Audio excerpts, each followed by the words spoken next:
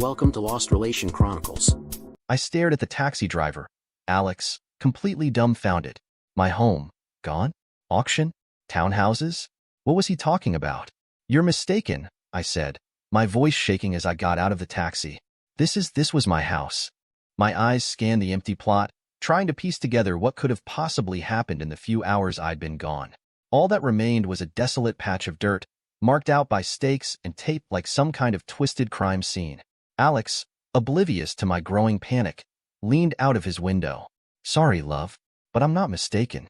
Me and the missus, we kept an eye on the auction. That whole block of land went up for sale, and those builders wasted no time tearing everything down. He paused, looking a little more sympathetic. You really didn't know, did you? I shook my head slowly, my mind spinning. My phone buzzed in my bag, but I was too stunned to even check who was calling. Instead, I walked up to the empty lot, my feet moving automatically as if they were trying to find the familiar walkway to my front door. But it wasn't there.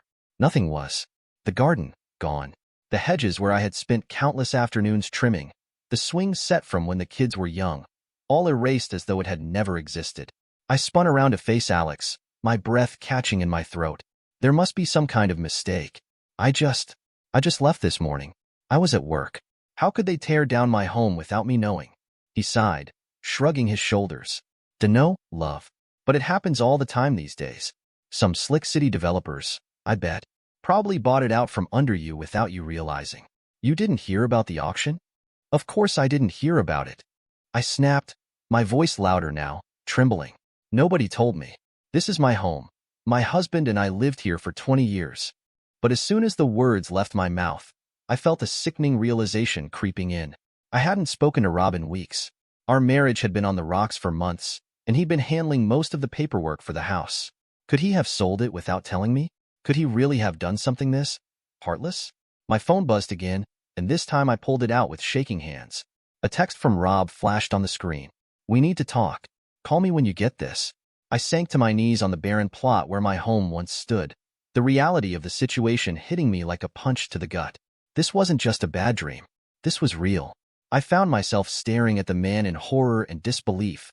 In fact, I was completely speechless. On the Friday, just 2 weeks previous, I'd left this house and I dropped my husband off at the airport. He was starting new a contract somewhere in Chile, South America, which he thought was going to take about 3 or 4 months to complete. Then I'd driven myself straight down to Southampton where I joined a 2-week cruise around the fjords of northern Norway. It was to prove a hectic day. The timing was really tight and I only just made it to the ship on time.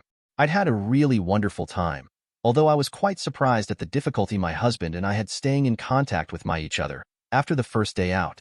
Usually when Robert is working abroad, he likes to contact me every other day or so. By phone if he can and by email if that's not possible. However, we only spoke on the telephone once during my whole cruise. I was aware that we might have some difficulty because Robert explained that he was going up into the mountains somewhere and he suspected that he'd had difficulty finding reliable internet connections there. All I'd had was 2 extremely brief emails from him during the whole time he'd been gone. How he can work like that, God only knows. But my friend who was with me on the cruise said that Chile has lots of mountains, so my husband's employer must have some workaround for the communications problems, I suppose. Well, the country has been there for hundreds of years, and the internet has only been with us for 30 years or so. So that all sounded plausible enough at the time. Anyway, we enjoyed a wonderful cruise, except for the fact I couldn't contact my husband. Well, I thought he might possibly get worried because, well, to be honest, it was very naughty of me, but I hadn't actually told Robert that I was going on the cruise and if he had called our home telephone. You understand, I didn't want him to worry. As I said, I enjoyed a really nice holiday. Norway has some really beautiful scenery. It had all been going so great. But then everything seemed to go downhill very quickly almost from the moment the ship docked back in Southampton. I've always found that disembarking from a cruise liner is a little stressful. You know what I mean. I'm always terrified that I'll not be able to locate my luggage with 1,000 or so people all trying to disembark the ship at the same time. Then there was a terrible queue for the taxis. I really should have booked one in advance, but in my rush to make it to the ship on time, of course I forgot. And then real disaster struck. When I got to the long-term parking garage, they told me my brand new 2-month-old Mercedes had been stolen. Well, actually they claimed that the people who took the vehicle had repossessed it. But how could anybody has repossessed my lovely new Mercedes? Robert never ever buys anything on credit. I went straight to the police station, where I had to wait several hours only to have a rather obnoxious young officer inform me that he had ascertained that the vehicle in question was in the possession of its rightful owner. And what's more, the pompous little twerp refused point-blank to tell me whom that supposed owner was. Although looking back now, possibly he did hint that it could be a car hire or maybe leasing agent. I was livid, I can assure you. But when the police refused to help you, what can you do? I determined to create a real scene after I could ascertain from Robert who the car had been purchased from. Things had been made even worse for me, because with all those hours I'd wasted at the parking garage and the police station, I had no possibility of caging a lift off anybody. The friend, whom I'd accompanied on the cruise, had left Southampton immediately the ship had docked. Then I had trouble purchasing my train ticket. Apparently there was some problem with my debit card. However, much to my relief, my credit card seemed to work okay. So that's how I found myself standing with Alex, the taxi driver, staring at the empty building plot that should have been my home. I think I must have fainted at that point. The day had just proved too much for me. I awoke in one of those curtained-off little rooms in the casualty department of the local hospital. I'm not sure how long I lay there trying to understand what had happened that day. I certainly did not understand the implications of my situation at that time. I believe I was possibly crying, but I can't be sure. I was just feeling so miserable and sorry for myself. Then suddenly the curtain flicked aside and a nurse stepped around it to join me in my little private hell. "Are you back with us now, Kathy?" she asked, somewhat brusquely, I thought. "You've really been over the top, my girl. But there's nothing physically wrong with you, and it is a Friday evening. So this place isn't going to become bedlam in about an hour or so. The sooner you get your skates on, girl, and get out of here, the better." The fact she called me Kathy confused me at first, but then I realized that they'd probably gone through my handbag to find my identity. However, had they or she done that, shouldn't she know exactly who I am and have addressed me as Mrs. Caldwell? I can't recall my exact words, but I challenged the woman on her lack of respect quite forcefully. After all, I was not one of your common garden hoi polios. No, you can be sure of that. I am Mrs. Kathy Caldwell, I thought to myself, the wife of the well-respected Robert Caldwell and somebody who deserves a little respect. Everybody in the district knew that if it wasn't for the fact Robert was gallivanting around the world all the time in his professional capacity, then he would have been at least the local MP or even the mayor. Even at a young age, Robert had been asked to stand in both capacities on many occasions, as his regular appearances in his younger days for the local amateur football, cricket, and rugby clubs had led to him becoming very well known in the locally. Almost a legend. After looking a little annoyed with me, to begin with, the nurse's face took on an even harsher expression, and she moved a couple of steps towards me. Just for one horrible moment, I thought she was intending to physically attack me. But then she sat in a chair beside the hospital bed I was lying on and folded her arms across her chest. "Kathy Marlowe," she said very slowly and forcefully, "isn't it about time you shit out whatever it is you've got stuck up your arse? You've been one messed up little 304 ever since I've known you. But I can't believe you don't recognize who you are talking to." I don't know if it was the fact that she used my maiden name, or if it was the tone of her voice that flipped the switch in my brain. And that led me to recognize that it was my much-hated secondary school nemesis sitting beside me. Although if I'm being honest with myself, which I can't claim has ever been a forte of mine, it had been myself, trying to get one up on Margaret Benson's, that had led to me being expelled from that school along with her. She'd definitely turned the tables on my. I saw Margaret Benson's making out with Billy Thomas in the gym changing room. Report to the school office. She shared a photograph of me with an unidentified male student having sex at the same location.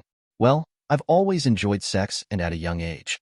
Although to be honest, I really don't know for sure that it was Margaret who had handed those photographs over the school principal. It could have been any one of our fellow students who had an axe to grind, where I was concerned. I'll have admitted now that Margaret was quite correct. I had been a complete 304 in my younger days. "I'm really sorry, Margaret. I honestly didn't recognize you." I groveled, trying to appease the woman, I think. "Cut the crap, Kathy." She fired back at me. "Where the hell have you been for the last week or so? That taxi driver who brought you in here said you were gobsmacked when you saw your old house had been demolished. On a cruise around the Norwegian fjords." I replied. "I have to assume, not with your husband?" She suggested. "No, with Jonathan Brown." I admitted. I have no idea why I admitted my infidelity to Margaret so quickly. Maybe it was because Margaret had so thoroughly trumped me the last time we crossed swords each other. "Robert is in Chile," I told her. "Like hell he is." Margaret shot back with a smirk. "Bad news, girl. I saw Robert downing a few pints at the Rose and Crown last Sunday with the football club boys." I was there. I saw him, and he had a right little hottie clinging to his arm. Looked like she was practically sewn into those jeans. One of the lads mentioned it was Robert's farewell party since he was heading somewhere new. But from what I can gather, Kathy, it doesn't seem like you're part of Robert's travel plans. That's when I blacked out again. Robert's gone now. He took the kids, emptied the accounts, and vanished. Left me with nothing. The only thing I have now is this child from Jonathan Brown that I didn't plan for, didn't want. I was reckless, yes, I know that. I messed up. I cheated. I betrayed my husband, but I never thought it would end like this. I got discharged from the hospital a day later. The moment I arrived at my mother's, I knew something was wrong. She didn't even have to say it. I could feel it. When I found out Robert took everything, even our kids, I crumbled. He's blocked every way I could reach him. His lawyer shut me out completely. I'm left with empty accounts, no trace of the money. It's all gone. Out of the country, untraceable. I didn't just lose my family. I lost everything. I was supposed to be a mother to my kids, but now, they're with him. They must hate me. How could they not? He probably told them everything, painted me as the villain, and maybe I am. I made a terrible mistake, but I never imagined he would take them away from me entirely. Not like this. And now, I'm alone, with a baby I don't even want. How can I possibly bring a child into this world like this? Every time I look in the mirror, I don't recognize the woman staring back at me. I used to know who I was. Now, I don't know anything anymore. This isn't the life I imagined for myself, and I don't know how I'm supposed to start over with all the weight of this on my shoulders. I have nothing left. No family, no home, no future. Just this baby growing inside me, a reminder of everything that went wrong. Dear listeners, please share your thoughts in the comments section below, and don't forget to like, share, and subscribe. In the quiet of my bedroom, I, Emily Martin, a 36-year-old homemaker, sat reflecting on the years I had spent in this house. The walls, once symbols of love and security, now felt like barriers trapping me in a world of deception and unspoken truths. I had married Michael, a man destined to take over his family's prestigious spa resort. His family's legacy was not just a business. It was a beacon in the hospitality industry, a name synonymous with luxury and exclusivity. Our marriage, initially a fairy tale, began to reveal its cracks when I became pregnant. Michael, always the dutiful son and aspiring business mogul, had little time or patience for the nuances of our growing family. His family's obsession with a male heir to continue the legacy loomed over us like a dark cloud. When I discovered I was pregnant, Michael's reaction was a cocktail of relief and unbridled expectation. "A boy, Emily. We need a boy," he said, his eyes gleaming with a mixture of hope and unspoken pressure. I remember feeling a knot in my stomach, not from the pregnancy, but from the weight of his words. The thought, "What if it's a girl?" haunted my nights, robbing me of my sleep and peace. Throughout my pregnancy, Michael's presence became more phantom-like. His priorities were clear: the resort and its future. My health checkups, the preparations for our child, the emotional roller coaster I was on, I faced them alone. The day we found out we were having a boy should have been a celebration. Instead, it felt like passing an exam, a relief, but not a joy. My successor, Michael had said, a statement more than an expression of affection. His infrequent presence at home was marked by criticisms and reminders of the responsibility I carried. I was more a vessel for the heir than his wife. My health deteriorated under the stress. Morning sickness was my constant companion, often leaving me weak and exhausted. Michael's family upheld a tradition of dining together, a practice Michael insisted on. But as my condition worsened, so did his patience. Dramatic, he called it, dismissing my suffering as an overreaction. The day our son was born was the day my illusion shattered completely. I lay there, exhausted yet elated, holding our baby, a beautiful boy with Michael's eyes. Michael stood there, not with warmth, but with a sense of accomplishment. He did not reach for my hand or share a tear of joy. He was there, yet he wasn't. The first time he held our son, his touch was tentative, as if he was holding his future rather than his flesh and blood. That night, as I lay in the hospital bed, cradling our son, Michael dropped the bombshell. "Emily, now that the heir is born, your role is fulfilled. I think it's best if you leave. We can't afford a freeloader." His words, cold and calculated, hit me like a physical blow. I stared at him, my heart breaking, not just for me, but for the innocent life I held in my arms. In that moment, I realized the painful truth. To Michael, I was never a partner, never truly his wife. I was a means to an end, a step in his plan. As I looked into the eyes of our son, I knew I had to be strong, not just for myself, but for him. I would leave, yes, but not as a defeated, discarded wife. I would leave on my terms, with my head held high. Michael had awakened something in me, a strength I didn't know I had. I would ensure that he regretted the day he underestimated Emily Martin. The hospital room felt colder than usual that night. As I lay there, holding my newborn son, the echoes of Michael's harsh words replayed in my mind. Freeloader, he had called me, a term so alien yet so cutting. I looked down at my son, his tiny fingers wrapped around mine, oblivious to the storm brewing around him. In his innocence, I found my resolve. I wouldn't let Michael's cruelty define our lives. The days following were a blur of paperwork, formalities, and silent tears. My parents, unaware of the full extent of my marital strife, were shocked when I showed up at their doorstep, a baby in my arms and a heart full of sorrow. "Mom, Dad, I need some time," I said, my voice barely a whisper. They didn't press for answers, for which I was grateful. That night, as I lay in my old bed, the reality of my situation began to sink in. Michael had not only abandoned me, but also his son. Days turned into weeks. I found solace in the familiarity of my childhood home, the unconditional love of my parents, and the innocent smiles of my son. Yet beneath the surface, a storm was brewing. I couldn't forget Michael's betrayal, nor could I forgive it.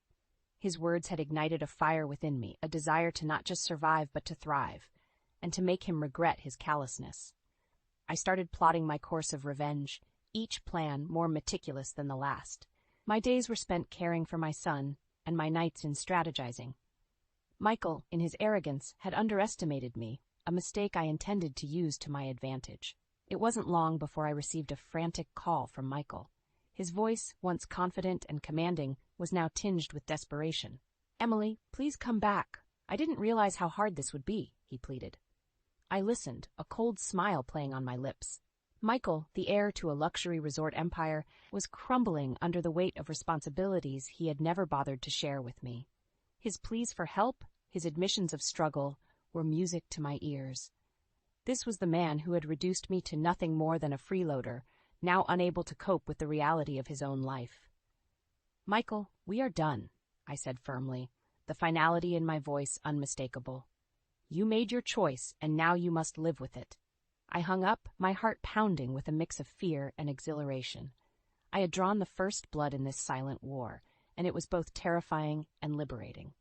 That night, as I held my son, I made a promise to both him and myself. We would not be victims of Michael's cruelty. We would rise from this, stronger and more resilient. Michael had started this war, but I would be the one to end it. The following weeks were a testament to the strength I didn't know I possessed. Each day with my son was a reminder of what truly mattered, and each night, as he slept peacefully, I crafted my plan to ensure Michael paid for his betrayal. His calls became more frequent, each one more desperate than the last, but they only fueled my resolve. Michael's pleas turned into bargaining, then into threats, as he slowly realized I wasn't going to relent. "You can't do this to me, Emily, I need you," he would say. But his words, once capable of swaying me, now fell on deaf ears. I was no longer the woman he thought he could easily discard. I began to reach out to allies, both within and outside of Michael's influential circle. To my surprise, many were appalled by his actions, their sympathy quickly turning into support for my cause. It was as if Michael, in his arrogance, had underestimated not only me, but the relationships I had cultivated over the years. As the days passed, my plans started taking shape. I knew that to win this battle, I needed more than just emotional victories. I needed to secure my and my son's future. Legal consultations, financial planning, and quiet inquiries into Michael's business dealings became part of my daily routine. Then one evening, as I was putting my son to bed, my phone rang. It was Michael again, but this time his tone was different, broken, defeated. "Emily, I can't do this. The baby won't stop crying, and I don't know what to do. Please, come back." I felt a twinge of pity, quickly overshadowed by the memory of his harsh words and colder actions. "You wanted to be a father, Michael. Now you're learning what it means to be one," I replied, my voice steady. I could hear the frustration in his breath, the clenching of his teeth. "I'll do anything, Emily, please." Anything? I asked, a plan forming in my mind. We'll see. That night, as I lay in bed, I realized that my feelings for Michael had completely evaporated, replaced by a cold indifference. The man I once loved was now nothing more than a stranger to me, a stranger I was prepared to stand against. The next morning, I contacted my lawyer to initiate divorce proceedings. I knew it would be a battle, but I was ready. Ready to fight for my son, for our future, and for the justice we deserved. Michael had awakened a side of me I never knew existed, and now there was no turning back. The weeks that followed were a whirlwind of legal appointments, strategic planning, and an unwavering focus on my goal. My resolve had turned into a shield, protecting both my son and me from the chaos that Michael had unleashed in our lives. The divorce proceedings were initiated, and with each step, I felt a sense of empowerment growing within me. Michael's attempts to reconcile were relentless, but they only strengthened my determination. He was no longer the confident businessman who had dismissed me so callously. He was now a man grasping at straws, trying to salvage a situation he had created. One particularly poignant moment came when I had to meet Michael for a mediation session. As I sat across from him, I saw a man broken by his own arrogance. He pleaded, bargained, and even broke down, but the image of him standing in the hospital room telling me I was no longer needed remained etched in my mind. "I'll change, Emily. I swear I didn't realize what I had until I lost it," Michael implored. But it was too late. I had seen the true Michael, and there was no going back. "You've already shown me who you are, Michael. I can't unsee that," I replied calmly. As the legal battle ensued, Michael's true nature became public. His inability to manage his personal life started affecting his professional one. The spa resort, his family's legacy, began to feel the strain of his distracted leadership. Then came the day of reckoning. The divorce was finalized, granting me full custody of our son and a substantial alimony settlement. Michael's reaction was one of disbelief and despair. He had lost not just his wife and son, but also a significant portion of his wealth. But the final blow came from his own family. Disappointed by his actions and the negative impact on their business, they decided to remove him from his position at the resort. His fall from grace was not just personal, but professional as well. Michael, once a man of influence and power, was now struggling to find his footing. He tried to reach out, to appeal to my emotions, but I had moved beyond the reach of his words. As I watched Michael's descent, I couldn't help but feel a sense of justice. He had underestimated me, treated me as a mere stepping stone in his path. Now, he was paying the price for his arrogance and insensitivity. With my son by my side and a newfound strength within me, I stepped into a future of possibilities. Michael's downfall was not just a victory for me. It was a lesson in resilience and the power of standing up for oneself. The closing of the courtroom door behind me felt like the final note in a long, tumultuous symphony. As I walked away, holding my son's hand, I felt a weight lifting off my shoulders. The battle with Michael was over, and I had emerged not just victorious, but transformed. In the months that followed, I established a new life for myself and my son. We moved into a modest but cozy home, a place where laughter replaced the echoes of past arguments and tears. Each room was filled with the promise of a new beginning, a sanctuary from the storms we had weathered. My days were busy but fulfilling. I re-entered the workforce, finding a job that not only supported us but also brought me a sense of accomplishment and independence. The gap in my resume as a full-time homemaker did pose challenges, but my determination and newly found confidence helped me overcome them. As I watched my son play in our new living room, his giggles a balm to my once weary soul, I realized how much we had both grown. He was no longer the silent witness to a crumbling marriage, but a happy, thriving child, basking in the love and stability of our new life. Michael, on the other hand, became a distant memory, a chapter in my life that was closed and shelved away. The last I heard, he was doing odd jobs, a far cry from the luxurious life he was once accustomed to. His family, having disowned him, no longer provided the financial safety net he had always relied on. There were moments of guilt, fleeting shadows of what was once compassion for the man I married, but they were quickly overshadowed by the memory of his words and actions. Michael was no longer my responsibility, nor my concern. Life had taught me a harsh but valuable lesson: the importance of self-worth. I had learned to stand up for myself, to demand respect and fairness in a relationship. This journey, fraught with pain and betrayal, had led me to a place of strength and peace. My son's laughter brought me back to the present. I joined him on the floor, building a castle out of blocks, each one representing a piece of our new life. As we played, I made a silent promise to him and to myself, to cherish this happiness, to nurture it, and to never let anyone take it away from us again. In this new era of our lives, we had found not just peace, but a deeper, more resilient joy.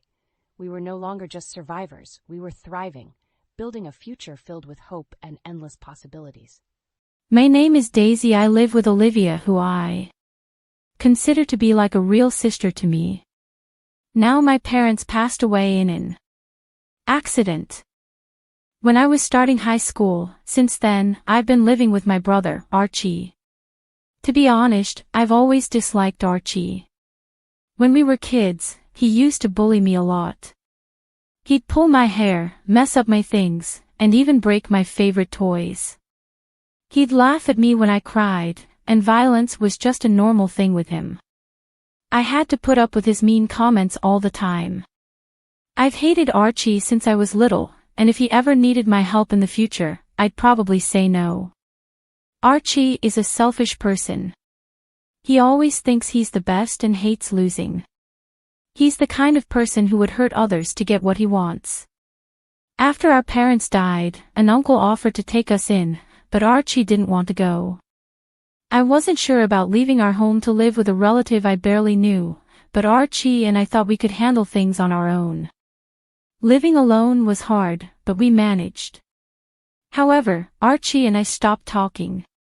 He started going out at night and hanging out with rough people, which made me dislike him even more. A few years after Archie finished college and got a job, he suddenly brought home a girlfriend named Olivia. She's really beautiful and elegant.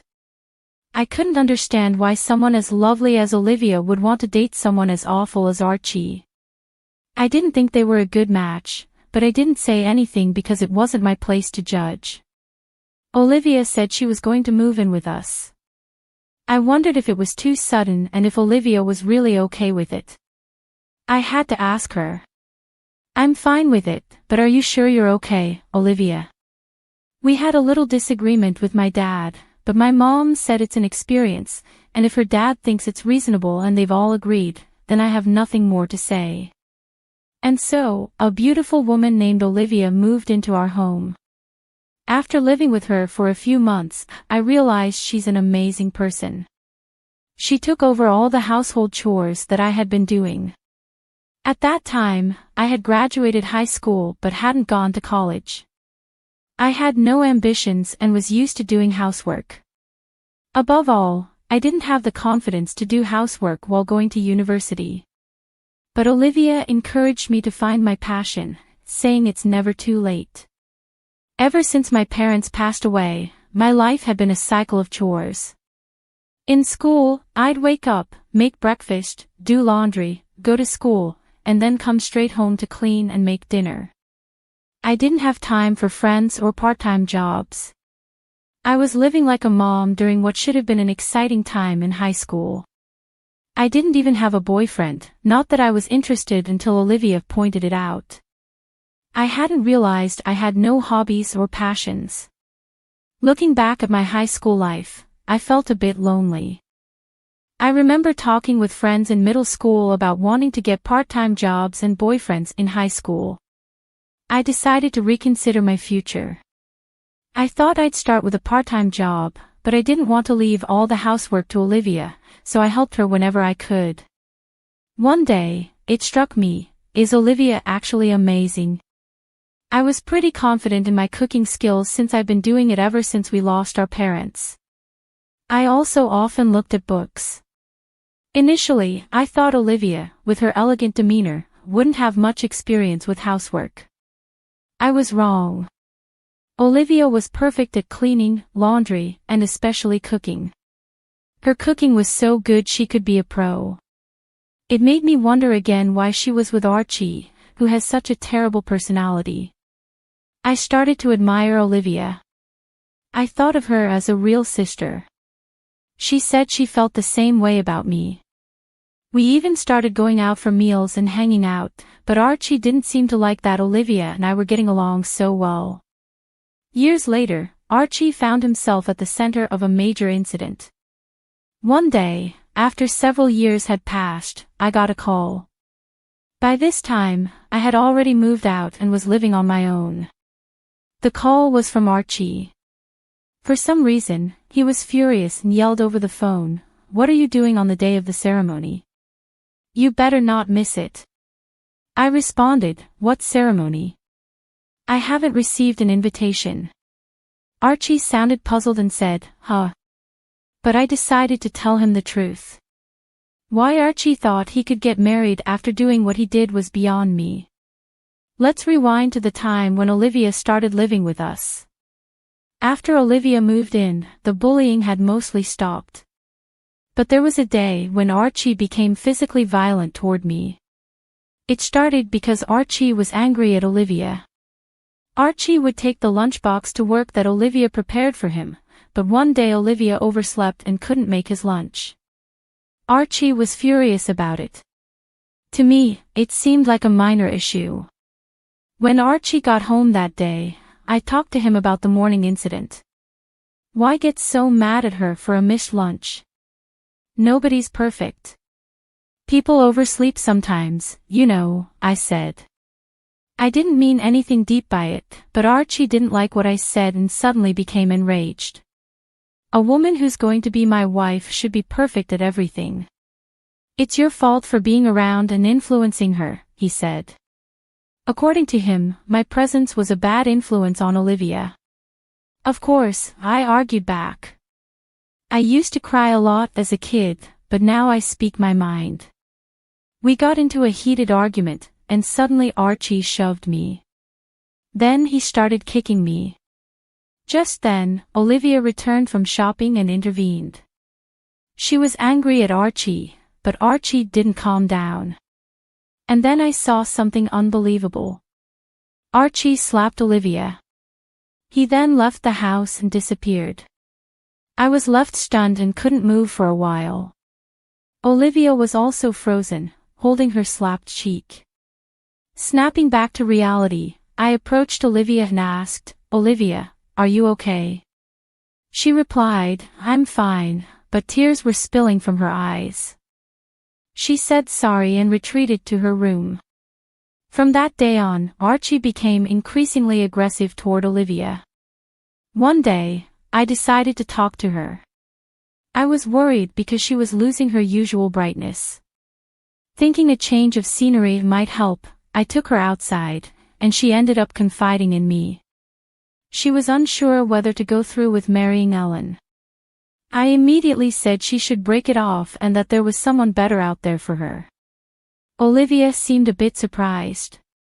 Talking to me seemed to lift her spirits a bit. On the way home, I said to Olivia, "I'll always be on your side, Olivia." Olivia cracked a small, somewhat sad smile.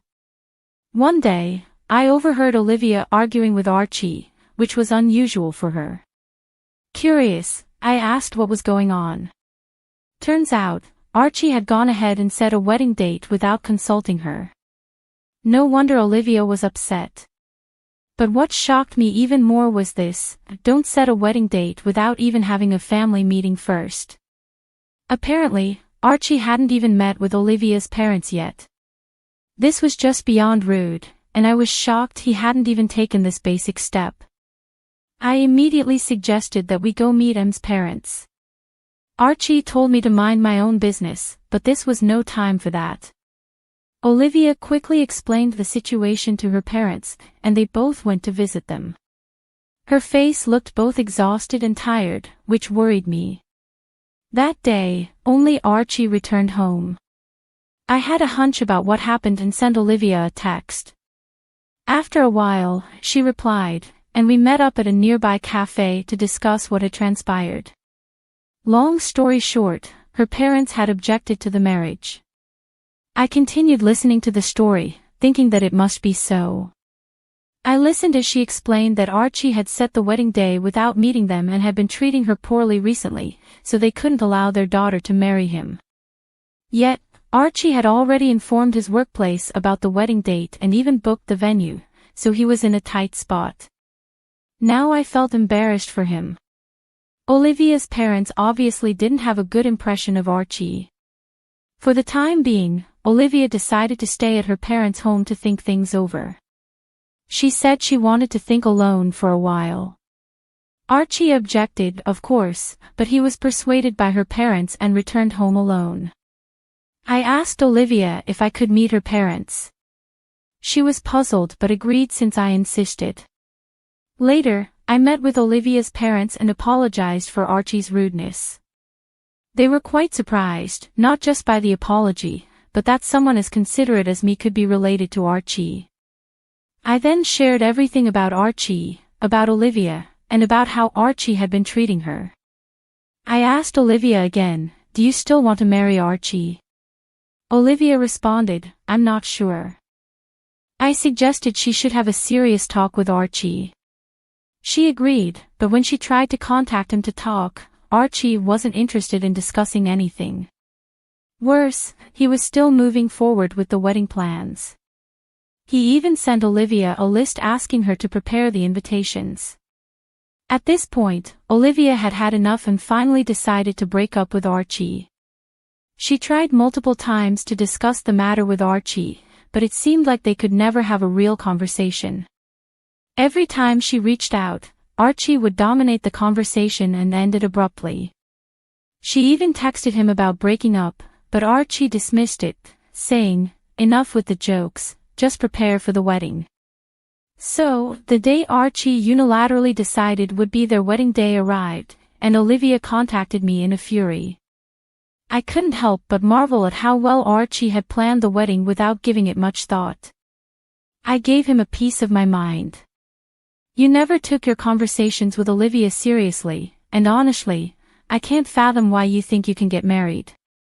No one's coming to this wedding, plus you quit your job without telling anyone. You've lost all credibility with that." I hung up the phone. That's right, Archie had quit his job without telling anyone.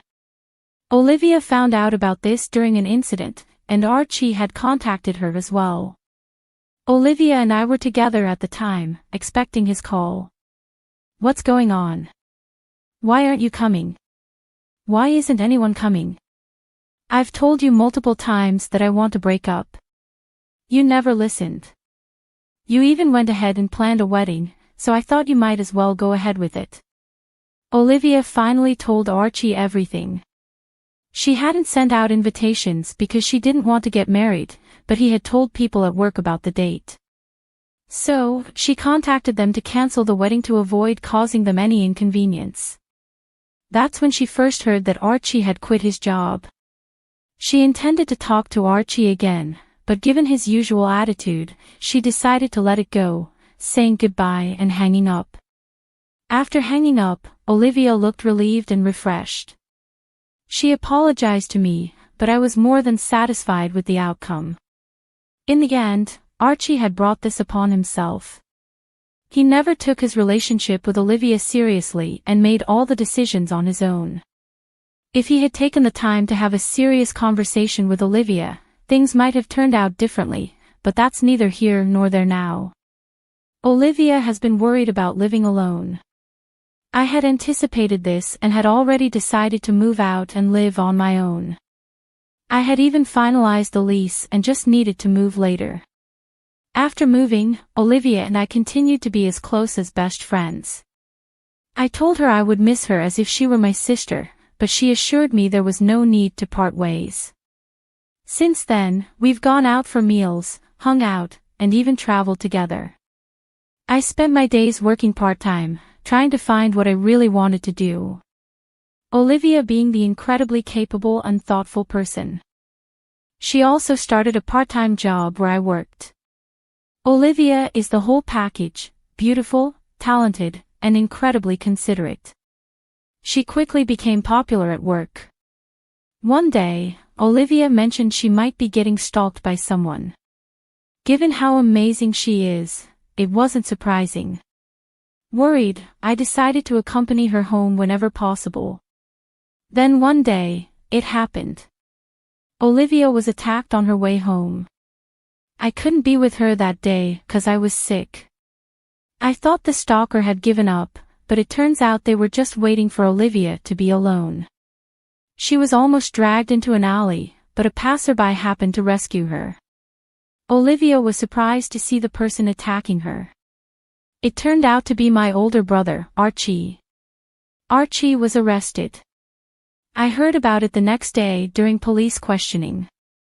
Archie admitted he had been stalking Olivia, waiting for an opportunity. He acted because I wasn't there to protect her. Hearing this broke my heart. As much as I despised Archie, I never thought someone from our own family would commit a crime. Olivia was shocked, of course, but I was even more devastated. I apologized to Olivia and her parents and thanked the person who saved her. Olivia's parents were very kind to me. "If you don't mind, would you like to live with me?" Olivia suggested, but I decided to move out for now and return to my parents' house. It was empty now that Archie was arrested, but I couldn't bear to leave a house filled with memories of my parents and childhood. Olivia suggested we could live there together. After some thought, I accepted her offer. So here we are, living together in my old home. Today, we're visiting my parents' graves. Olivia came with me. In front of my parents' tombstones, I silently apologized for Archie's crime and my failure to stop him, all because I couldn't stand him. Welcome to Lost Relation Chronicles. In today's story, a disillusioned woman divorces her husband of 17 years and goes on to increase her body count, only to end up regretting her choices. My name is Ronald, and I'm 51 years old. My ex-wife, Kathy, is 47. We have 2 sons, one is 18 and the other is 19. I work at a consulting firm where we help with financial investments. I make good money, but I have to work hard for it. Let me tell you about my ex-wife. She's beautiful and was a wonderful wife for 17 years. She took care of our kids, planned our holidays, and was the star at family gatherings. I've always tried to be a good provider for my family because, as a husband, I believe that's my responsibility. I've spent many hours in the office and traveled thousands of miles to make sure my family has the best and can enjoy a great life. My wife was beautiful, and she took good care of her appearance. She worked out regularly, and I supported her by paying for her breast implants and some facial procedures, including regular Botox shots. As beautiful as she is, my wife isn't very skilled in areas that don't relate to her strengths, like car repairs, household tasks, and financial matters. She excelled in finding the best dresses and where to get them, which made her happy. There were occasions when she became frustrated and irritable if things didn't go her way. But one thing is certain, she loves our kids deeply. After our 16th wedding anniversary, things didn't go very smoothly. The COVID-19 pandemic had a major impact on the global economy. My income decreased, and when income goes down, spending logically should too. But my wife had a different perspective. She was unhappy because she couldn't go shopping for new clothes or meet her friends during the pandemic. Once the pandemic was over, she returned to her usual habits, but her attitude seemed a bit changed. I knew I had to work hard to get things back on track, so some aspects of our home life had to take a back seat. My wife started using TikTok to pass the time at home, and surprisingly, she gained a significant fan following on the platform. Over time, my wife grew more distant from me. I tried to spend time with her, but she preferred making TikTok videos and sharing updates about her day. I watched her videos occasionally, and I started to have concerns. Her videos became darker in tone, discussing freedom and women's oppression. In one video, she praised Mia Khalifa for her ability to collect wedding rings and keep Tom Brady on his toes, which raised more worries for me. I had a conversation with Kathy that I'll never forget. She asked for a divorce, and I was shocked. It felt like all those years of love and togetherness were falling apart. I asked her why she wanted a divorce, and she said she didn't feel loved and thought we shouldn't be together because we were incompatible.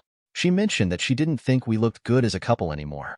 I realized I hadn't had time to work out due to my demanding job, and I'm not particularly athletic. Over time, I had gained some weight.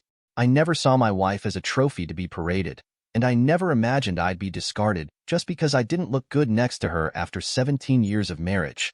I cried all night and felt lost about what to do. I offered to get in better shape, but she declined and said that she needed to feel loved and wanted to explore the world. I warned her that she had never tried to do things on her own in years and that she might face challenges she wasn't prepared for.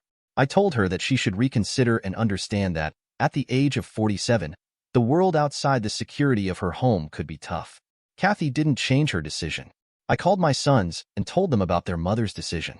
They were also shocked and expressed their concerns for her well-being. We're worried because there have been several incidents where Kathy tried to do things on her own.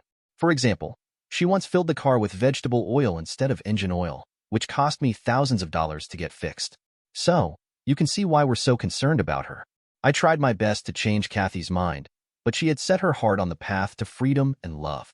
The thought of checking if she was cheating on me did cross my mind, but I chose not to investigate further because I knew it would only increase my pain. I sat down with my lawyer and asked them to prepare the divorce papers. Kathy and I never had a joint account, so most of my money was in a trust for my son's education and potential business ventures. I didn't have a substantial amount of money in my personal account. I paid Kathy a significant sum by selling our home, and she was fine with it. I've reached a point where I've decided not to waste any more time with Kathy. I've come to understand that my intense desire to make her happy may have played a role in her decision to leave, and I'm ready to focus on the next chapter of my life. Kathy and I got divorced. The day we met at the court, I asked her one last time if she understood the consequences of her actions. She replied that she was there for her freedom and would soon be soaring high in the sky. After our divorce, Kathy moved to a new apartment that she leased, while I continued with my life and eventually bought a small apartment. A few days later, one of my colleagues, Maria, asked me out for dinner, and I agreed. Over the next few weeks, we started dating. Maria was an intelligent and good-looking woman. Meanwhile, Kathy continued with her video content. One day, I stumbled upon a video where Kathy was explaining why she got divorced. She mentioned that she didn't feel loved, and after 17 years of marriage, she wanted to explore and find love. Many of her followers cheered and left approving comments. When I checked these followers, I noticed that most of them were middle-aged women. It seems that like-minded people tend to come together. I had a feeling that Kathy would soon come to understand what it means to be single, and I didn't have to wait long for it to happen. In one of her videos, she expressed her concerns about managing daily tasks like taking out the garbage, changing a light bulb, and ensuring her car was serviced on time. In her next video, she explained that she was now looking for a date and even shared her Tinder profile and asked people to right-swipe her. She mentioned that she would choose who would be lucky enough to date her. I was disgusted and didn't expect her to go to such lengths. A week later, there was another video where she was explaining why her new boyfriend is now her ex-boyfriend. She explained that her ex-boyfriend was interested in only getting in her pants. She was giggling, and it seems that even though she got pumped and dumped, she did not find that disgusting. The very thought that the mother of my kids is now being pumped by Tinder simps. In just a few days, she returned with another video, stating that men were only interested in one-night stands with her. She also laughed about her experiences with 2 or 3 night stands. It seemed like her standards were falling rapidly, akin to the fall of Enron stocks. On the other hand, my relationship with Maria was going strong. We planned a trip for Memorial Day with my 2 sons and went out as a family. I didn't inform Kathy because I felt that she no longer deserved to be with us. My sons posted some of our pictures together on Instagram, and Kathy saw them. It seems she didn't like what she saw. Her comment on the pictures, saying, "I gave birth to you, and always remember that," didn't sit well with her kids. My younger son disliked her comments and removed them. A day later, she went on a rant on TikTok, expressing how she didn't feel loved and how she hadn't been given the opportunity to work outside her home. She even mentioned that she felt like a prisoner in her own home and how she felt oppressed after her kids were born, having to take care of them full-time. She continued by saying how I had accumulated a lot of money and hadn't shared it with her. She mentioned that she felt nearly broke and believed she had been betrayed in the divorce. She cried and talked about spending Memorial Day alone, watching other people with their families. I guess Chad and Tyrone were busy with their families and left Kathy alone. Yes, I made a lot of money, and I worked hard for it. I earned that money for the sake of my kids and my ex-wife. Kathy chose to leave behind a life of luxury and paid the price, even though she had been warned about the consequences. In her next video, I saw that she had a black eye. She said that she was assaulted because her Tinder date was not well behaved. This happened at a bar when he got drunk and angry after she asked him to drink less. The police arrested her Tinder date. She said she'd stop online dating and only date people she meets at local shopping centers, hoping to find gentlemen who would ask her out. I have doubts about gentlemen approaching a 47-year-old woman for a date, but simps would surely approach her only for a pump and dump session. I've proposed to Maria, and we are getting married. My sons approve and are happy for me. I've kept Kathy unaware of it because I didn't want to interact with her. Now, she's nothing more than a cheap source of entertainment for me. A few days later, I saw Kathy dance on TikTok in her undergarments, and I guess a lot of people had a treat. A day later, one of my colleagues asked me if my ex-wife okay, and if she has any mental issues. I got angry and told him to connect with Kathy. I did not understand why is he asking me that.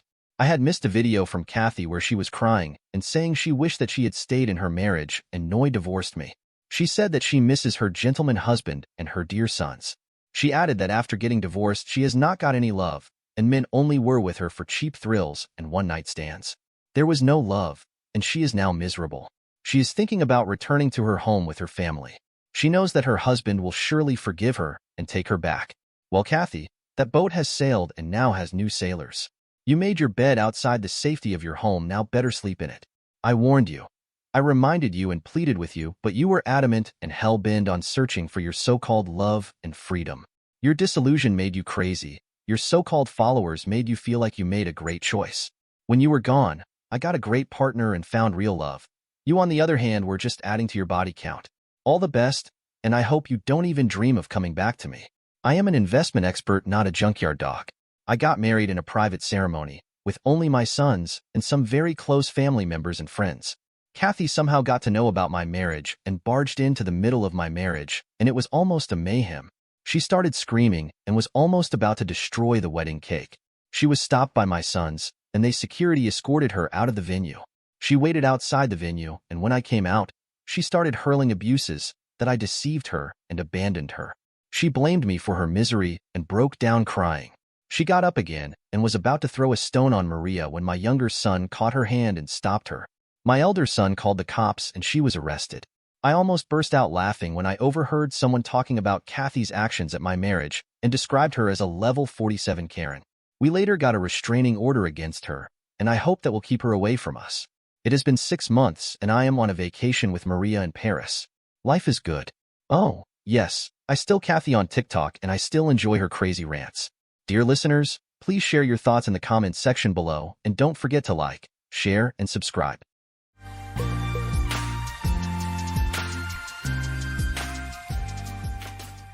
Most individuals lack a true understanding of how lengthy eternity endures, often conflating it with the idea of infinity.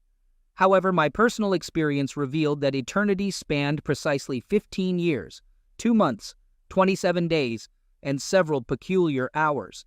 It concluded much as it began, with my wife, Tracy, affectionately locking eyes with her partner and sharing a passionate kiss. Except this time, I was this partner for the first time, and the kiss followed my proposal for her to be mine forever on the night I presented the engagement ring. In a different setting, I found myself a mere bystander in a restaurant 2 towns away from our residence, as Tracy and an apparent new lover exchanged adoring glances and leaned in for a passionate kiss. The details of how I ended up in the same restaurant as this couple are irrelevant. Their location, an hour away from our hometown, indicated a deliberate effort to remain discreet. Initially curious, my emotions swiftly shifted from curiosity to shock, disgust, and anger. As the scene unfolded before me, I briefly entertained the thought of confronting them physically. However, I was always taught never to smack a woman, so I sat there in complete astonishment. Since they focused solely on each other, feeling secure that no one who knew them would see, they leisurely enjoyed their meal, occasionally engaging in a kissing game. I ate slowly, had dessert, and observed them throughout. My emotions fluctuated between rage and helplessness. Upon finishing their meal, they stood up, held hands, and left. Seated there in silent rage, I felt like the most ignorant fool. I had been married to Tracy for over 14 years, with 2 exclusive years preceding that. Yet, I never suspected she was switching both ways. She never showed interest in another woman, never dropping hints in any conversation we ever had. I erroneously believed I knew her inside and out, anticipating growing old together. The revelation of her switch-hitting paled in comparison to the anger I felt at her apparent infidelity, regardless of the gender of her partner. She had redirected her love, betraying the commitment we made many years ago. When she accepted my ring, it signified an enduring eternity, seemingly timeless. Who would have thought that some eternities have an expiration date? Settling the bill, I entered the car and drove home slowly. I had much to contemplate. Tracy did not anticipate my early return after the trip, but fortunately, I resolved all issues ahead of schedule. Hence, I headed home on Friday evening instead of Saturday afternoon as initially planned. I had been away since Monday morning, and apart from missing Tracy and the kids, the absence of closeness for more than 3 consecutive days left me with pent-up energy that needed release, at least until I witnessed what unfolded in the restaurant. I was an hour away from our hometown and could have easily driven straight through. However, since I was ahead of schedule, I opted to go out to dinner for a break from driving, and the rest, as they say, is history. Our kids are 12 and 10, old enough to be left alone for the evening if Tracy wanted to go out, which I had no issue with. However, I wondered if they were aware of the situation, since neither had mentioned anything different. Perhaps they were as in the dark as I was, I thought. Regardless, I knew they wouldn't be pleased with what happened next. On the way home, I engaged in the usual self-analysis. What did I do wrong? How long did it last? Etc. At least I didn't have to worry about her lover having a larger manhood than me. Chuckling, I'm talking about myself. Gallows humor. I walked in the door at 9, and Tracy still wasn't home. My daughters Lisa, 12, and Ariel, 10, greeted me happily, but I watched without truly seeing them, nervous and doubtful that I would be home early. The same couldn't be said for Tracy. When Tracy entered about 2 hours later, she must have noticed my car in the garage and freshened up a bit. I observed a shift in her demeanor, appearing less content than in our previous encounters. She inquired about my unexpected presence, expressing concern with her first words. I responded playfully, emphasizing her greeting. Tracy, with a slight twitch in her forehead, mentioned that if she had known I would be home early, she would have prepared a nice dinner. She went on to reveal that she had ordered pizza for the kids, and she and Kate had opted for wine and sandwiches downtown. Tracy, avoiding eye contact, asked if I remembered Kate from my office and if she had mentioned her before. Despite her dishonesty, I replied affirmatively. Tracy then proceeded to sarcastically recall Kate as a blonde with ample chest, remarking on the trail of admirers she left behind. I couldn't help but think that Tracy had the ability to assemble a football team merely by entering a room. This wasn't solely due to her captivating effect on married women. Kate, I mused to myself, possessed the allure of a goddess with her remarkable chest. She was about 26 years old and had started working at the insurance company where Tracy had worked the previous year. The two became instant friends, and apparently, somewhere down the line, at 39 years old, Tracy could still turn more than a few heads. She was also blonde, with a beautiful figure and curves in all the right places. She was only 10 pounds heavier than when we first met, but it was still a great package, and at least until recently, it was exclusively my package. Despite the worried expression on her face, Tracy acted calmly. As for me, I could barely stand on my feet, so I just told her that I was tired and was going to bed. She gave me a quick peck on the lips as I walked past her and headed up the stairs. Perhaps I was mistaken, but I was almost sure that I felt the taste of love-making games on her lips. I went to bed but did not fall asleep. The kids went to bed before me, so when I heard a quiet conversation a few minutes later, I realized Tracy was talking to Kate on the phone. It was a short conversation, and a few minutes later, I heard Tracy getting into the shower in our master bathroom. Either I scared her so much that she quit the game and wasn't as careful as before, or she thought I was dreaming and wouldn't find out about it. My heart sank even lower. Between kid stuff and housework, I didn't have to interact with Tracy too much for the rest of the weekend. She wanted to have a family dinner on Saturday night, but I said I wasn't in the mood and just left the room, effectively ending the conversation. She must have known something was up because I'm rarely rude to her. On Monday morning at work, I requested a day off from my boss due to some personal issues I was facing. Having gone through a divorce about 10 years ago and remarried 5 years ago, John, my boss, had some understanding that something was amiss in the Mason family. Considering the success of my sales trip the previous week, he didn't hesitate when I asked for time off. As I prepared to leave his office, he handed me his business card, revealing it to be that of his divorce lawyer. He conveyed his regret, expressing sorrow for the unexpected turn in my relationship with Tracy. I acknowledged his sentiment, stating that I, too, had envisioned a lasting connection with Tracy. Acting on my boss's suggestion, I sought legal advice 2 days later. Despite my lawyer's potential for a more professional approach, she displayed genuine concern for my emotions and offered gentle guidance.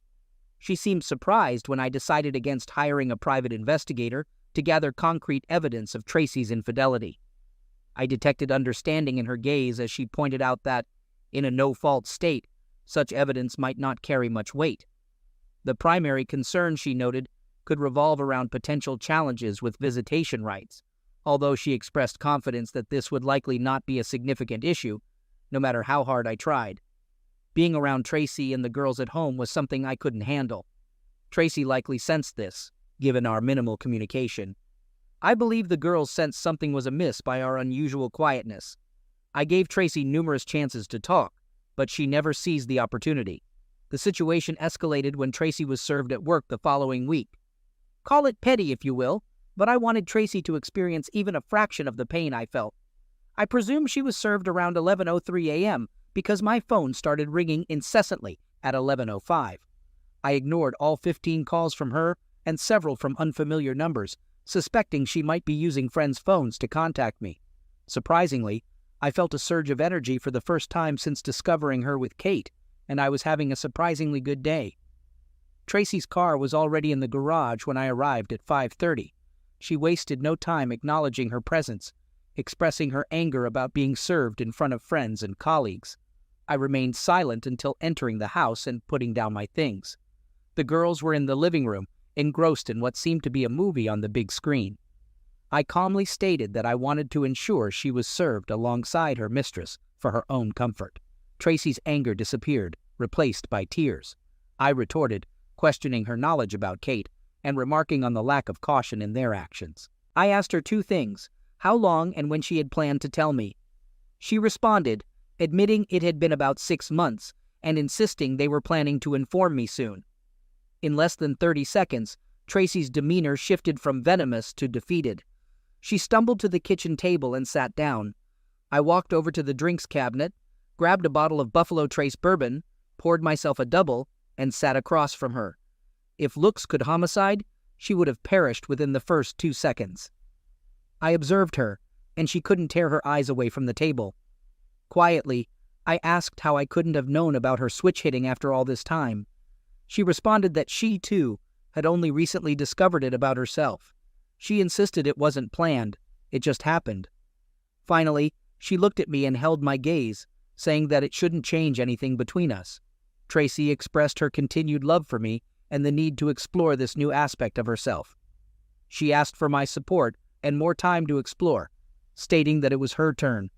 I expressed my shock, questioning whether 6 months was insufficient for her exploration. I mentioned that if she truly loved me, she would remember our vows and not entertain the idea of exploring at all. I shared my belief that fidelity transcended gender, and she shouldn't have considered such actions. She countered by suggesting that true love could forgive a mistake, to which I argued that once could be a mistake, but 6 months indicated a conscious decision. I expressed my frustration, emphasizing that love should not give her the license to tear my heart out and jeopardize our family. I asserted that her actions had nothing to do with gender, labeling her self-centered. She retorted, insisting that it had a lot to do with girls and accused me of being a complainer. I confronted her, accusing her of turning into a piece of garbage before my eyes, and challenged her love for me, claiming she now loved me like a pet rather than a man. I accused her of being in love with the other woman, pointing out that I had fallen to second place. When she denied it, I yelled at her to stop, asserting that I knew what I saw and knew her better than anyone else. She looked guilty, and it dawned on her that I had seen them together. Despite her quick attempt to salvage the situation, I argued that it didn't change the fact that she loved someone else instead of me. I expressed the sentiment that everything might have been different if it were another man. At least then, I could confront him. She asked if we could be civil, to which I responded uncertainly, acknowledging the painful truth that she had fallen in love with a woman who had become her mistress, ultimately stealing my wife. A few months later, I learned that the children knew nothing about Tracy's affair. They thought that Aunt Kate was just a close friend of Mom's. They had both seen the occasional quick kiss and gentle touch. But since Aunt Kate wasn't a man, they didn't think there was anything inappropriate. I found out about this one night when the kids and I went out to dinner, and the kids mentioned that Kate had been spending more time in the house since I moved in. They seemed to have figured out that Aunt Kate was one of the reasons Tracy and I were getting a divorce. Since we live in a no-fault divorce state, our finances were pretty much split down the middle. I had to pay her child support. She got the house until the kids went to college, and of course, I had to pay child support. I moved into an apartment about 15 minutes from my old home. I was completely crushed. Tracy and I kept in touch through the girls. They were involved in all sorts of activities, both in and out of school, and Tracy and I tried our best to show them that we were going to support them as much as possible. I don't know why, but Tracy fought hard with the divorce, and it dragged on for a year before we finally did it. I was polite, nothing more, when I ran into Tracy and Kate at my daughter's parties. As for family events, I was always invited. But knowing that Tracy would be there, I apologized and escaped for forgiveness. I know I was giving up some wonderful family memories, but it took everything I had to keep my composure when she and Kate were around. I did a solo day for the kids to give them birthday and Christmas gifts. As you might expect, each of us retained the friends we had before we got married. Almost all the friends we made after we got married stayed with Tracy. As one of the husbands explained to me, many of them felt awkward around me, given that I had lost my wife to a woman. The consensus seemed to be that I somehow deserved it, and several of our married women friends almost made just that claim. I let them go without a fight because, as the old saying goes, you learn who your real friends are under adverse conditions. By my own choice, I didn't date much for the next few years. My heart certainly wasn't ready for this, and I didn't need much communication. After a year of being alone, I went to the local animal shelter and adopted a German shepherd who was probably about 3 years old.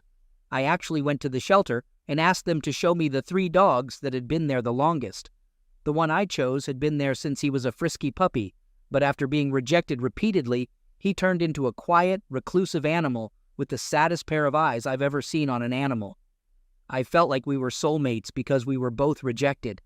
The dog's name was Bob. Not some cute animal name or something named after a cute Disney character, just Bob.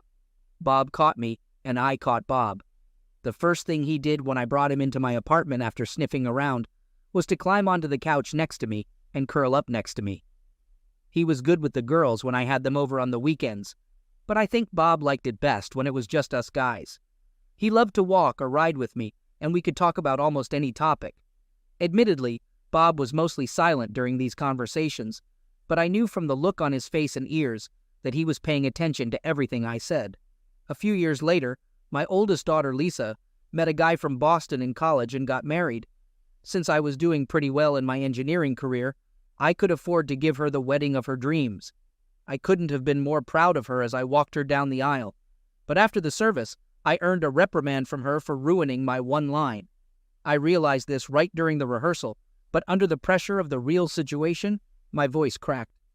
Coming to my senses, I responded to the question of who was marrying Tracy off with a simple I, instead of the correct her mother and I. I admitted to almost choking on my words.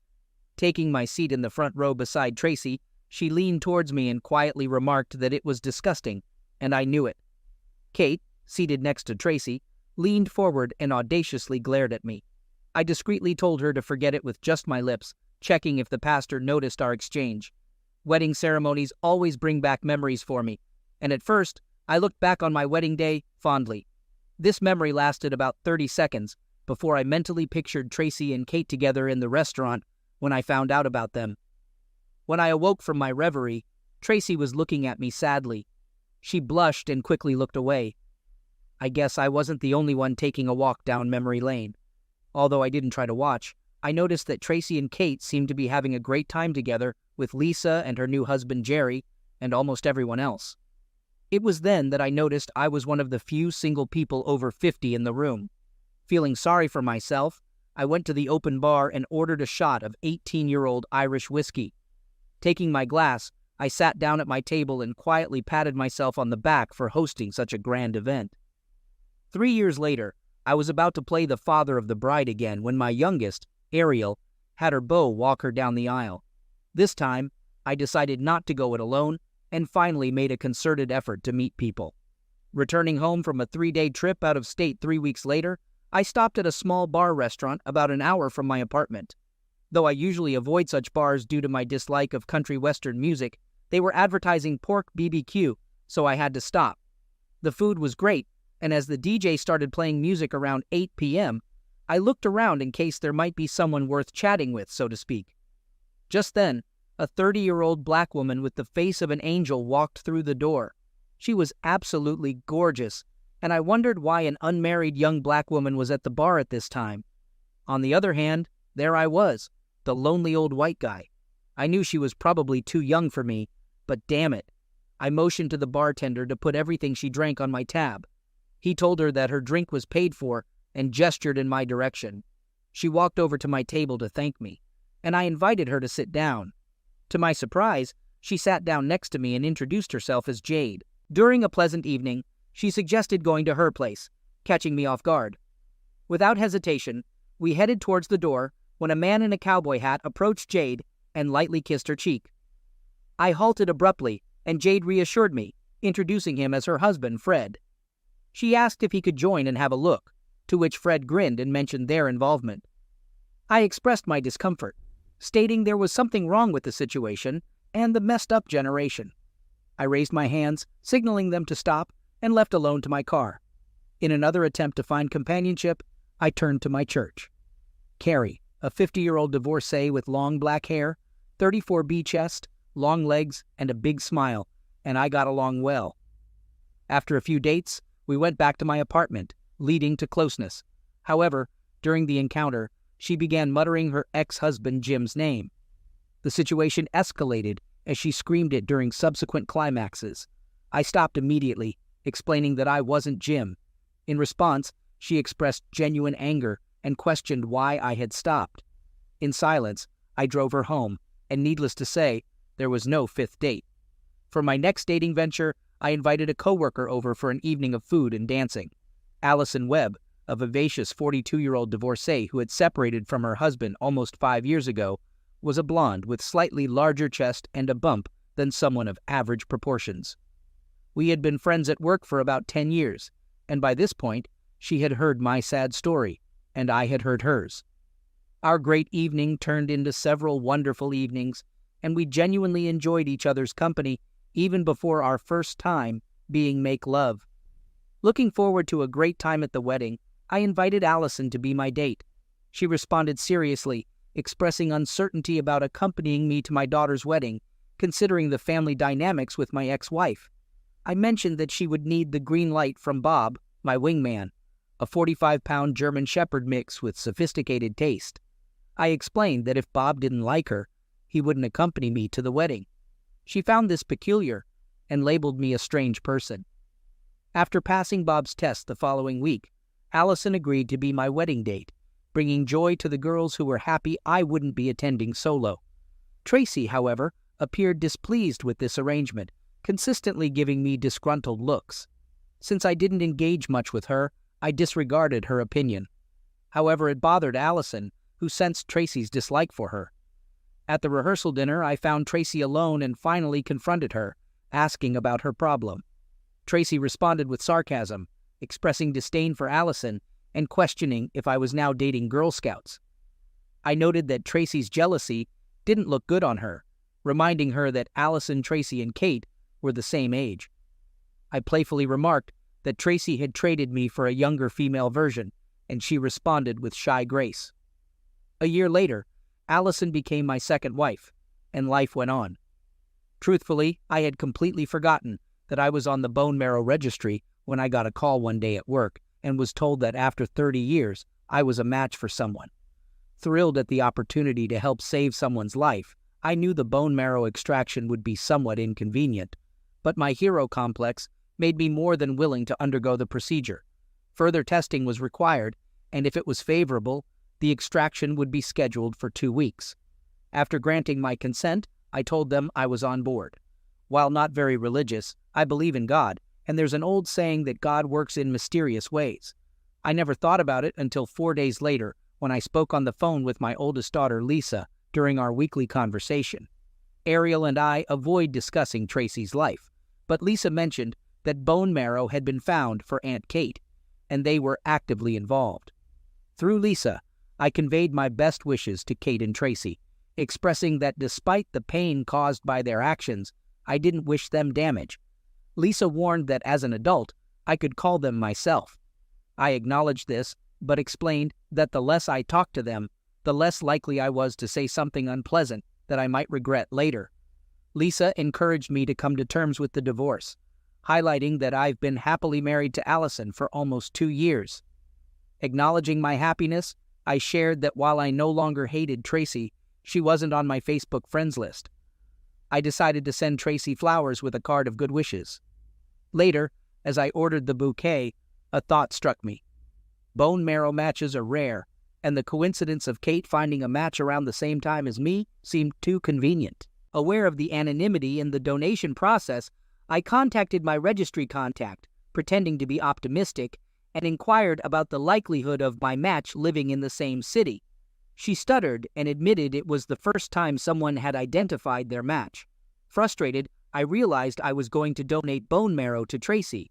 Angered by the situation, I reflected on how she stole my wife, never apologized, and now expected me to save her life through a bone marrow donation.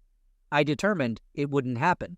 2 days later, I called my receptionist back and said I was refusing to make the donation. She almost burst into tears, and when she came to her senses, she asked me if there was any specific reason why I backed down. She explained that although I had the right to refuse, this was almost never done and would cause great consternation at the registry. I apologized for causing horror, but told her it was in my own best interest to refuse. She muttered that she was sorry and told me that if I changed my mind in the very near future, I should call her. Allison was furious when I told her I had turned down the donation. I didn't tell her that I found out who the donation was supposed to go to. She just knew that I had abandoned the obligation to possibly save someone's life. My wife expressed her frustration, practically screaming at me, questioning why, after expressing the desire to help, I now wanted to ruin someone's life. It was the first time I heard Allison use strong language, and I decided to be honest with her, explaining that I wouldn't have informed my ex-wife or Kate about the donation if I had a choice. She was unimpressed by my reasoning, accusing me of denying Kate a chance at life for revenge. I clarified that it wasn't revenge, emphasizing my efforts to have as little in common with my ex-wife and Kate as possible since they both hurt me. Allison questioned if they knew about her involvement, and I assured her that everything was done anonymously, and I only found out about it by luck. As I shared this, Allison's expression softened. She argued that I couldn't refuse the opportunity to save someone's life, emphasizing the weight of holding Kate's life in my hands. She whispered that I was too nice a guy to withhold help, and that the guilt would eventually consume me. I disagreed, stating that I wouldn't feel guilty as Kate and Tracy had broken my heart. I emphasized that they would never know it was me.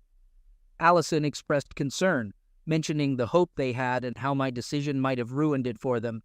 Allison and I continued to have disagreements, and it felt like we were growing apart as a couple. Our differences seemed more pronounced than ever. At one point, she asked about my Christian charity, to which I responded by questioning whether I should blindly give money to someone who might damage me. She called me ridiculous in response. I explained that they hadn't torn out my heart and turned my world upside down like they did to me. I expressed my reluctance to simply shrug off the pain and help them after 17 years. I reminded her that Tracy had been married to Kate longer than to her and suggested she deal with it. Allison insisted they had made a decision, and I replied quietly that they could live or not, indifferent to their fate. A few days later, on a Saturday afternoon, I left the room, informing Allison that I was going to the range to blow off some steam. She reminded me to be back before dinner as the girls were coming and didn't want me to smell like gunpowder, instructing me to take a shower before we ate. I knocked the living crap out of the target with 500 rounds from my 9mm Whitefish. I can't explain why, but shooting always relaxes me. I think it's because you have to really concentrate on what you're doing, and when you stop concentrating so hard, your body goes into a relaxed mode. At least that's my thought, and I stand by it. I definitely smelled like gunpowder when I got home. So when I got home, I quickly headed to the shower. I glanced at the dining table. There was set for 6 people, and from the smell, Allison was cooking a roast. She is a great cook, and I was hoping she would make these little brown potatoes instead of mashed potatoes. After taking a shower, I poured myself a glass of rye whiskey and brought Ellie a glass of wine. She seemed a little nervous, which I put down to her wanting the dinner to be perfect for the girls and their husbands. I kissed her on the lips. I was sitting in the living room reading on the computer when the door opened and the girls came in, not accompanied by their husbands, but by Tracy and a shabby-looking Kate. I wasn't happy to see any of them, and I shot Allison a glare as I stood up to greet everyone. I kissed both girls, but didn't say anything to my ex or Kate. I noticed that they greeted Allison with what could be called enthusiasm. There seemed to be a lot of whispering around. Not having been born yesterday, I immediately knew that Allison had orchestrated this little intervention. I was more inclined to think of it as an ambush, since apparently I was the only one unaware of the meeting.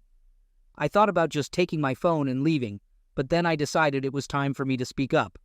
At first, however, I had to endure the excuse that it was just a nice meal with family and friends.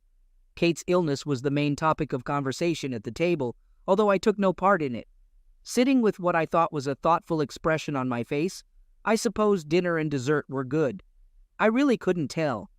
Being the good host, I provided everyone with their afternoon drinks, and we moved into the living room. After a moment of silence, I decided it was time to express my thoughts. I questioned who would speak first: the woman who had betrayed my trust to arrange the meeting, the woman who had broken my heart years ago but now believed I owed her a favor, or perhaps the woman who had taken a married woman from her unsuspecting, loving husband and now needed help for a chance at life. As I made my statement, I looked at each face in turn, and none of the women could meet my gaze.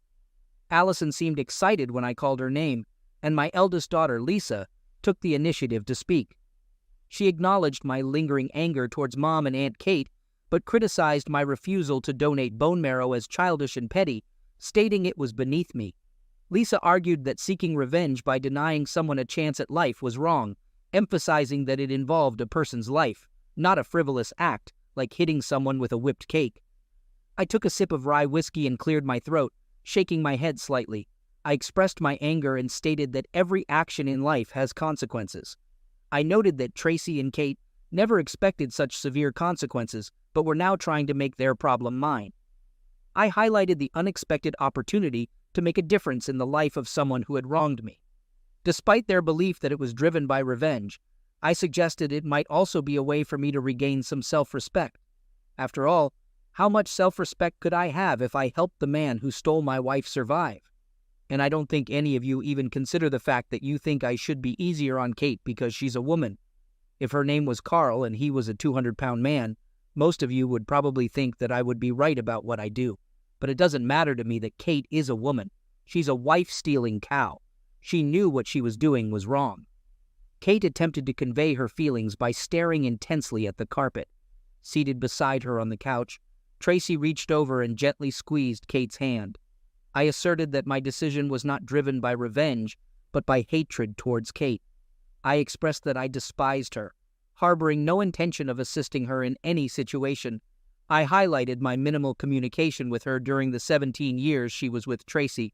Tracy sniffled, holding back tears, and questioned whether I hated her to the extent that I would deprive someone else of a chance to live. She appealed to my past love for her, suggesting that considering it a noble thing to do would be a matter of honor. I retorted, expressing skepticism about Tracy's notion of honor, calling her a fancy woman, and stating that she had no right to lecture me on what honor is. My volume level rose, and I tried my best not to tell them all, including Allison, to burn in hell and leave me alone. I took a couple of deep breaths, and Allison apparently decided that I wasn't angry enough with her. She quietly told me that I'm a good person and always do the right thing, emphasizing that retreating is wrong and that I would never be able to live with myself if I did that. Lisa interjected, reminding me that I taught Ariel and her to always do the right thing, even if it seems wrong. Acknowledging this, I asserted that my decision was for me, to avoid any regrets or loss of sleep. Kate suddenly exclaimed, pleading with me not to let her die. Despite acknowledging the offense I felt, she appealed to the grim reality of her situation, mentioning the slim chances of survival unless I donated my bone marrow. Kate's eyes looked haunted. Asking me to help save her life must have been the hardest thing she's ever done. I looked deep into those haunted eyes. I did not feel the joy of confirming my decision, but I confirmed it. "No, that's all," I said. I didn't say the phrasey, "I'm sorry," because frankly, I wasn't sorry. I won't do anything in my power to help this woman. Kate took my answer better than Tracy, who burst into tears. Allison walked over to the couple to calm them down, and I heard her whisper, "I'll try. I'll talk to him." She was so caught up in the moment that Allison never realized that she had put our marriage in jeopardy. I will have to think long and hard about whether I can bridge the gap in our trust. I grabbed the car keys from the key ring where they were located. I walked out the door while 5 women cried. I didn't return for 3 days. I didn't answer any of the dozens of phone calls from Allison or the kids. The house was dark. I quickly looked around and decided that Allison had stopped somewhere else for the time being. A suitcase and some clothes were missing, but almost everything else was left untouched. I also grabbed my suitcase and packed a few things, taking most of my clothes and most of my belongings with me. I left my wedding ring in the middle of the kitchen table. 3 days later at work, I received an anonymous call that turned out to be Allison. She expressed disbelief that our relationship was ending because I refused to be what she considered the biggest idiot in the world. I responded by expressing my astonishment at being married to someone who had completely violated my trust. I suggested that both of us could fix the situation, and if anyone was seeking revenge, it wasn't me, but perhaps a higher power. I referenced the biblical saying, "Vengeance is mine, says the Lord." I criticized her for her actions and remarked that she really sucked. Kate passed away 2 months after our official divorce, and I learned about it through the local newspaper obituary. I hadn't followed her case, and none of my daughters kept me informed. Despite the estrangement from my daughters after the confrontation, I stood firm in my belief and stance of not helping Kate, and neither I nor my girls backed down. My decision was the right one for me. I never lost a minute of sleep over not giving Kate my bone marrow. The people at the bone marrow registry were not very understanding of my individual situation and completely crossed me off the list. I was fine with this because the likelihood of me getting a second match was extremely unlikely. Bob was a bit moody and not exactly thrilled with any of the women I'd brought home over the past year or so. But that was okay, because at 62, I wasn't really looking for wife number 3. Somewhat surprisingly, I was still getting my share of good closeness. I learned that at that age, eligible women outnumbered eligible men about 4 to 1. And if her health was good, there was a good chance my girlfriend was ready for a roll in the hay for the evening. Of course, we couldn't frolic with too much youth. After all, neither of us wanted to break a hip. But more often than not, we both enjoyed a nice roll in the hay. I jokingly called my ladies my handsome old singletons. I hadn't spoken to anyone in my family for over 4 years. When my youngest Ariel called to tell me that Tracy had died a few days ago, she thought I should know and invited me to the funeral. We had 15 good years together and had 2 kids, so I figured I should at least show up. Maybe I can improve my relationship with the girls. I sat in the back alone. It was a good ceremony. After the funeral, I approached the girls and their families. I received shy hugs from the girls, firm handshakes from their husbands, and shy greetings from my 3 grandchildren. We went to a nearby restaurant to talk. About 3 minutes passed before the first salvo was fired. This came from Lisa. She abruptly questioned why Aunt Kate was allowed to die, and I responded, noting the unchanged nature of the conversation after 4 years. Referring to Kate as a wife thief, I asserted that it would be the final discussion on the matter. Changing the topic, I pointed out a young man at the bar, suggesting a hypothetical scenario where he kissed Lisa. Jerry expressed without hesitation that he would damage him, and when asked about a potential affair, he stated the man would already be dead.